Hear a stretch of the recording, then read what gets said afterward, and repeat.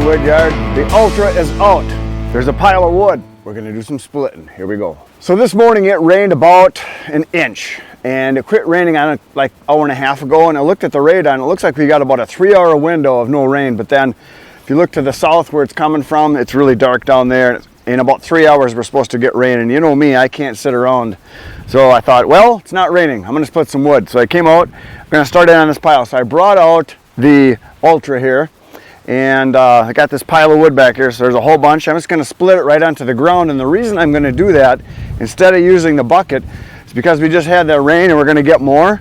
If I had the tractor out here filling the bucket, driving back and forth to the new bin back there, this is what the ground looks like here. So I just drove my truck in, and it's very soupy, very muddy, and usually within a day it's good, but if I'm driving all over back and forth with loads of wood in the bucket back there, I'm just going to tear it all up. So I decided just to split right onto the ground. Before I get started splitting today, we have something important to do. First of all, you'll notice I have a shirt. I don't know if you guys can see the back. Let's see if I can get this back here. Here's my back. I know it was upside down, but there you go. So this is from Tom's Firewood, and he's in Delaware. That's where he's from, Delaware. And he sent me a sticker also. So I'm going to put the sticker up here with the rest of them. And then I also got a sticker from Miller's Stump and Firewood. And I also have a sticker that they didn't put up yet from the Howard County Veterans Firewood, the Hoosier Fest, the Hysteria, the cut. That's what I'm trying to say. And we're going to put that up on the processor here too. So we're going to put it right up by these guys. Let's make sure this is somewhat clean. It looks like it is. So the first one I'm going to put up is Tom's Firewood. We're going to put it right here. It's a nice big sticker too. I like that, kind of a custom one. You can read it really good. And that's what I have to say about some stickers. Some stickers are really easy to read, and some not so much. Some of them are kind of hard to read, but if you make it so that you can see it from a ways away. Now this is a very cool sticker that Noel has here because he's got all of his equipment in his wood pile. But the font is so small and the type on there, it's hard to read unless you get close to it. So in my opinion, it should be big and easy to see. Shibe stands out really good. Larry stands out really good. And so anyway, yeah, there you go. There's Tom's. The next one I'm going to put up is going to be the one from Miller's. So there's Miller's, and I'm assuming they do firewood and they take stumps out from what I can see here, because why would you have stumps on there? So they must do stump removal, which is pretty cool. So these people have YouTube channels, Tom's and Miller's, check it out. And then of course, next sticker is the one from the Hoosier Firewood Hysteria. And this we did as a fundraiser for the veterans in Howard County, Indiana. And if you want to see that, there's all kinds of videos online about the Hoosier Hysteria and all the wood that we produce. You can check those out. And that was run by Mike from K&L Firewood. Super nice guy. He's got a great channel. And matter of fact, I think he's got a sticker up here somewhere. But let's go. We'll put that up there. There we go. That one's up. Let's see where. There it is. K&L. Easy to see. That's a nice big one. Easy to read. So there you go. Okay. It's time to split some wood.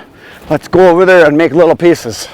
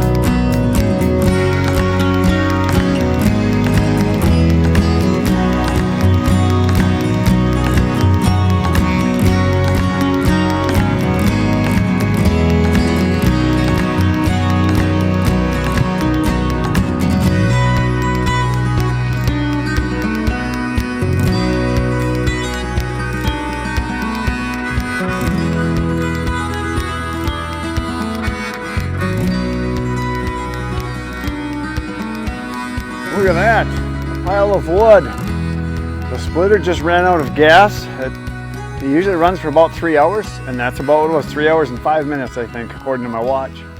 And I got, I would say, more than half of it done. So that was a good bunch there. My splitter by myself, I can split around a full cord an hour. So there's probably 3 full cords there, give or take, something like that. So when I was splitting here, I was kind of looking at different kinds of wood that were in this pile, because this was just mixed odd stuff that we threw in here. And I came up with what I got here, 7 different kinds. So right here's a piece of ash. So that's ash. And this right here is cedar. There was only a little bit in there. And what I did is I threw it over here in that pile, because I'm going to keep that separate. I don't want that with the mixed hardwood. That'll get put in something else. Oh, there's apple wood right here. So it's a chunk of apple wood. So there must have been 2 sticks in there, I think I saw. I mean, 2 logs, and so there's probably 12 rounds or so. This right here is box elder. You can see by the pink lines and the bark, box elder. It's a lot like soft maple, which is what this is. This is soft maple here.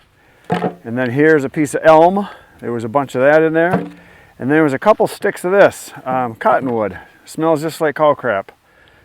Nasty, stinky crap. So that's the mix of what's in there. And I would say probably the majority of stuff, like 40% of what's in here, was box elder. And I see coming up, there's a whole bunch of elm coming up in there, and a whole bunch of ash.